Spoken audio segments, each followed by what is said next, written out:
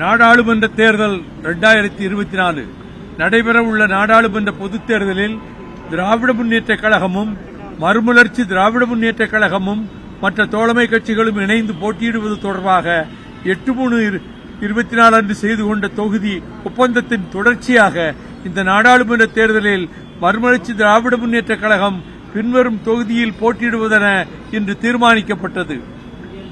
தொகுதி விவரம்: திருச்சிராப்பள்ளி. திமுக தலைவர் தளபதி ஸ்டாலின் முதலமைச்சர் கையெழுத்திட்டிருக்காரு. நானும் கையெழுத்து போட்டிருக்கேன். நாங்கள் இப்போ ஆட்சி மன்ற குழு 3 மணிக்கு நாங்கள் வச்சிருக்கிறோம். அதை முடிச்சுட்டு அதில் தேர்வு பண்ணி முடிச்சதுக்கு பிறகு அது எங்கள் கூட்டத்தை முடிச்சுட்டு அது பிறகு அண்ணா திடல் சதுக்கம், பெரியார் சதுக்கம், கலைஞர் சதுக்கம் இதுக்கெல்லாம் போயிட்டு வர்றோம். நாளைக்கு காலையில் 10:30 மணிக்கு வர சொல்லியிருக்காங்க. தலைவர்களை பார்த்து அவங்களுக்கு நாங்கள் நன்றி சொல்லி சால்வ் போடுறதுக்கு நாளைக்கு காலையில் 10:30 மணிக்கு சொல்லியிருக்காங்க.